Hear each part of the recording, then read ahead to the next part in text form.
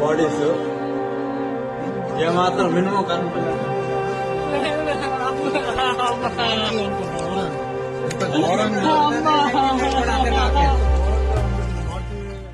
శ్రీకాకుళం జిల్లాలో దారుణం చోటు చేసుకుంది. రోడ్డు ప్రమాదంలో నరసన్నపేటకు చెందిన ఓ యువకుడి తల్లి మరణించింది. దీంతో ఆసుపత్రి సిబ్బంది ఆమెను ఓ మార్చురీలో ఉంచారు. అసలు అది మార్చురీనే కాదని బాధితురాలి కొడుకు ఆరోపిస్తున్నాడు. ఎందుకంటే చుట్టూ చెత్త, గదిలో కరెంట్ లేని దుస్థితి, పైగా అక్కడ పందికొక్కులు తిరుగుతున్నాయి. ఇలాంటి చోట మా అమ్మని ఉంచుతారా అని ఆ యువకుడు కన్నీటి పర్యంతమయ్యాడు. గుండెలు బాదుకుంటూ అమ్మా అమ్మా అంటూ రోధించిన దృశ్యాలు అందర్నీ కంటతడి పెట్టించాయి. కనీసం తాము ఫ్రీజర్ బాక్స్ కూడా తెచ్చుకునే వరకు కూడా ఆగకుండా ఆ గదిలో ఓ అనాథల మా అమ్మను పడేశారని ఆవేదన వ్యక్తం చేశాడు. తాను ఒక జనసేన కార్యకర్తనైనప్పటికీ ఏం చేయలేని దుస్థితి అని వాపోయాడు.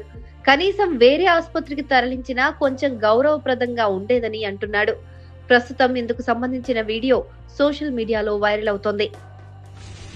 ఈ నర్సన్పేట పరిధిలో ఉన్న ఇది మార్చురీని చూడండి. ఇది ఎలాగుంది. మా మదర్ గారు చనిపోతే చూడండి, ఆ చీకటి గదిలో పడి చనిపోయారు. అప్పటికి మేము ఆ బాక్సులు తెచ్చుకున్నాం, 9,000 ఖర్చు పెట్టి. ఆ బాక్సులు తెచ్చుకున్నప్పుడు కూడా తాళాలు ఇవ్వలేదు, అక్కడ పడేశారు. మార్నింగ్ ఆ బాడీ ఏమవుతాయి చూడండి. మీరు తదనంతరం రేపు అది తీసుకెళ్లి మీరు మరి దానధర్మం చేయాలంటే అది స్మెల్ వచ్చి మేము అంత ఇబ్బందులు పడతాం.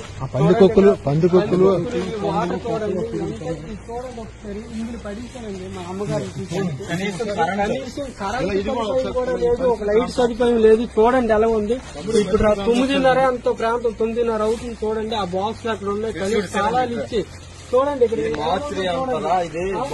ఇలాంటి అన్యాయం జరిగితే చూడండి, నెక్స్ట్ ఇంకెవరికైనా సరే ఇలాంటి ఇబ్బందులు రాకూడదండి. దయించి నేను జనసేన పార్టీలో 6 years నుంచి ఉన్నానండి. నేను ఎంతగానో కష్టపడతాను. అలాంటి నాకు ఇలాంటి అన్యాయం జరిగిందండి. అందరూ కొంచెం దయించి ఆలోచించండి. చూడండి నా తల్లి పరిస్థితి ఎలా ఉంది. ఒక లైట్ కూడా లేదు, హాస్పిటల్ పరిధిలో మార్చురీ లేదు. నియోజకవర్గం నుంచి సీఎంలు, డిప్యూటీ సీఎంలు అయ్యారు, చాలా మంది మినిస్టర్లు అయ్యారు. వాళ్ళందరూ ఉండి కూడా ఇలాంటి పరిస్థితులు రావడం, ఈ మార్చురీ ఇలా ఉండడం అనేది చాలా ఇబ్బందికరమైన పరిస్థితి. పట్టాలు మేము చేసాం కానీ చూడండి ఒకసారి ఎంతమంది చేసినా బాధ్యతని ఈ పరిస్థితులు జనం బయట బాడీస్ ఏమాత్రం మినిమం కనిపించలేదు. అనుకుంటాం ఎవరైనా ఇంత ఘోరంగా ఉంది. దీన్ని మార్చి అంటే ఎలా ఉంటుందో కూడా తెలియని పరిస్థితి. ఇంత ఘోరం అనేది ఎక్కడ చూడలేదు అసలు. ఇది మార్చి అంటే పరిస్థితిలో ఉంది. మేము ఇన్ని ఏర్పాట్లు చేసుకుని అక్కడ లావేరు మండలం నుంచి వచ్చి ఇక్కడ ఫ్రీజర్ బాక్స్ అరేంజ్ చేసుకున్నాం. ఫ్రీజర్ బాక్స్ అరేంజ్ చేసుకుని ఇక్కడ మేము టెంట్ వేసుకుని బయట ఉండాలని ప్రయత్నం చేస్తే ఎవరు హాస్పిటల్ సిబ్బంది కానీ ఎవరు కూడా స్పందించలేదు. కనీసం దయచేసి ఇటువంటి సిచ్యువేషన్ మళ్ళీ రిపీట్ అవ్వకుండా ఎవరికి అంటే అందరికీ బాధ ఎప్పుడు ఉంటుంది. ఎవరికైనా మనసుకి ఎటువంటి ఇబ్బందికర పరిస్థితులు ఎదురైనప్పుడు సహాయం చేసే వాళ్ళు లేకుండా కనీసం ఈ సిచ్యువేషన్ లేకుండా ఎప్పటికైనా అధికారులు స్పందించి, ప్రభుత్వాలు ఎన్ని మారినా సరే అది జరగదు. అధికారులు దీన్ని కొంచెం దీన్ని సీరియస్ తీసుకొని ఇలాంటప్పుడు ఇబ్బంది ఉన్నప్పుడు ఇక్కడ ఇలాంటి ఇబ్బందులు జరిగినప్పుడు డైరెక్ట్ శ్రీకాకుళం రిమ్స్ హాస్పిటల్ కైనా షిఫ్ట్ చేయాలి. ఈ బాడీలు ఇలాంటి దగ్గర పడేసి ఈ షెడ్ లో ఒక మూల పండి సెట్ లో పడేసి మీరు ఎవరితో చెప్పుకోండి, ఏం చేస్తారో చేసుకోండి, ఎలా చేస్తారో సావండి అని చెప్పేసి తాళాలు వేసుకుని ఎవరి పంట వెళ్ళిపోతే మేము ఎక్కడి నుంచి వచ్చి ఇక్కడ ఎక్కడ ఉండాలి, ఇక్కడ ఏం చేయాలి, ఇటువంటి పరిస్థితి ఎవరికి రాకూడదు అనేది మాత్రం. అలాగే ఇప్పుడు ఇక్కడ వచ్చి మేము ఇక్కడ రాగానే మొట్టమొదటి రాగానే చాలా మంది ప్రయత్నం చేసినప్పటికీ ఎవరు స్పందించలేదు.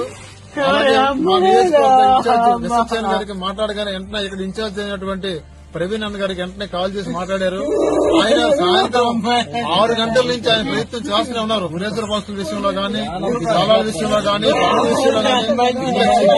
ఈ మార్చురీ అంటున్నారు, కరెంట్ లేదు. కనీసం కరెంట్ లేదనే విషయాన్ని కూడా అధికారులు గుర్తుండలేదు.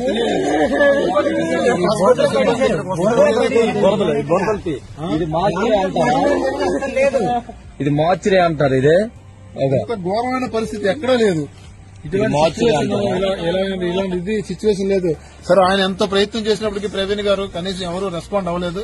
దయచేసి ఆయన మేము కోరేది ఒకటే, ఉదయాన్నే వచ్చి ఇలాంటి పరిస్థితుల్లో ఒకసారి మీరు ప్రభుత్వం దృష్టి తీసుకెళ్లాలి, ఇటువంటి రిపీట్ అవ్వకుండా చేయాలని ప్రవీణ్ గారిని కూడా మేము విన్నవించుకుంటాం. దయచేసి ఆయన ఉదయాన్ని ఒకసారి వచ్చి ఈ సైట్ విజిట్ చేసేసి ఇక్కడ ఉన్న నాయకులందరికీ కూడా బుద్ధి వచ్చేటట్లు దీన్ని పరిష్కరిస్తారని ఒకసారి మనస్ఫూర్తిగా కోరుకుంటున్నాం సార్.